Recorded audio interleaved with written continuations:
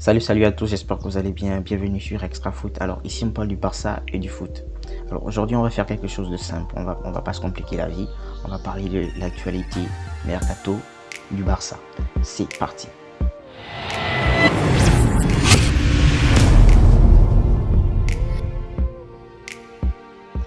Alors, comme je disais les amis, on va parler de l'actualité mercato du Barça.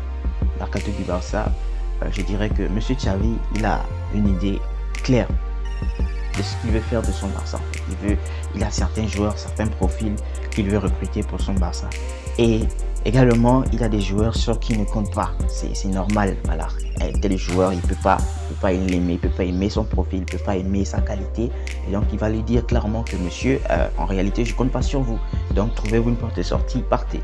Et donc, Xavi aurait dit à Riqui Puig, Neto, Braithwaite, Mingueza, tous ces gars-là qui n'ont pas énormément joué la saison dernière, que leur place n'est pas au Barça en fait. Donc, leur place, ils devront se trouver une porte de sortie, mais apparemment, eux, ils veulent pas partir. Et puis, Neto, Braithwaite, ils ont des très bons salaires au Barça. Donc, pour eux, dans leur tête, c'est le Barça, ils veulent pas partir, malgré qu'ils ne jouent pas. République, bon, lui, ça fait déjà quoi, 23 ans cette année, et il n'a toujours pas explosé. Donc, moi, je pense que, voilà quoi, soit il va dans un club, on va dire un peu plus moyen pour jouer un peu plus et peut-être là-bas prendre beaucoup de temps de jeu, je ne sais pas, mais les autres là je pense que c'est plus à cause de l'argent en fait, c'est plus à cause de l'argent. Donc toujours concernant les départs, hein, voilà, le Barça cherche une porte de sortie à Clément Lenglet, voilà, et donc le Barça discute avec Tottenham pour pouvoir les convaincre de prendre Clément Lenglet, on va dire même en prêt. Mais sinon le Barça voudrait le vendre, mais si ils peuvent le céder en prêt pendant 1 an et peut-être inclure une option d'achat, ce sera vraiment bien pour le Barça. Ils vont se libérer d'un gros salaire. Vous savez que l'ancien président du Barça, il a donné des salaires exorbitants, des salaires de malade. Le Barça devrait aujourd'hui encore payer 70 millions à Messi. Le Barça devrait donner combien à Piqué à la fin de son salaire? Le Barça devrait donner combien à Jordi Alba? Combien à Sergio Busquets? C'est du genre que le président, il a tellement géré le Barça, c'est comme si c'était sa société à lui en fait. Comment il a donné des contrats? Comment il a donné des tels contrats à des joueurs en fait? Moi je comprends pas. Alors, concernant toujours les départs, hein, Umtiti, normalement, il sait qu'il n'est pas dans les plans de Xavi. Voilà, il n'est pas dans les plans de Xavi normalement. Aujourd'hui, il se cherche une porte de sortie. Ses priorités sont la France et l'Espagne. Donc, Umtiti, vraiment, moi, je lui souhaite qu'il retrouve son numéro. Son niveau, c'était un très bon joueur. Voilà, c'était un très bon joueur avant ses blessures. Mais là, aujourd'hui, c'est beaucoup plus compliqué pour lui. Donc, s'il peut aller dans un club un peu plus moyen, essayer de jouer là-bas un peu plus, peut-être qu'il pourra revenir. Donc, voilà quoi. Bon, toujours concernant les départs, il y a Villarreal qui s'intéresserait à Abdi. Bon, Abdi, moi, normalement, je dis qu'Abdi, c'est un joueur que j'aime beaucoup. Voilà, c'est un jeune joueur qui a tellement de qualité que moi, je ne voudrais pas qu'il parte comme ça, en fait. Je ne voudrais pas qu'il parte. Moi, je voudrais peut-être qu'il vienne dans l'équipe première, qu'il intègre l'équipe première. Il pourra apporter sur l'un des côtés et peut-être augmenter son prix, peut-être le vendre par la suite, si possible, mais pas maintenant. Villarreal va payer combien? 8 millions. On a vendu Jutla à combien? C'est vraiment compliqué pour le Barça. Je pense que le Barça n'a jamais su vendre ses joueurs. Le Barça ne connaît pas comment vendre les joueurs. Ils ne connaissent pas. Ils vendent toujours que des joueurs quand ils sont jeunes. Jamais tu vas voir le Barça faire une énorme plus-value sur la vente d'un joueur, par exemple. C'est presque rare en fait. Et donc, pour parler d'arrivée, on va directement switcher pour parler d'arrivée. Le Barça commencera à discuter, le Barça commencera à exécuter également les mouvements importants. Allez, le Barça commencera à travailler sur les mouvements importants cette semaine, donc la semaine du 27 juin, pour pouvoir renforcer l'équipe. Et donc, pour pouvoir faire cela, ils doivent activer le premier levier économique. Le premier levier économique, c'est la vente de 10% des droits télévision de la Liga. Voilà, donc ils vont recevoir entre 205 à 215 millions. Donc avec cette somme là, je pense que ça pourra couvrir le déficit négatif qui les empêche de recruter librement. Et donc avec ça, le Barça pourra mieux faire, on va dire, mieux proposer une offre à tous les joueurs qu'ils veulent acheter. Donc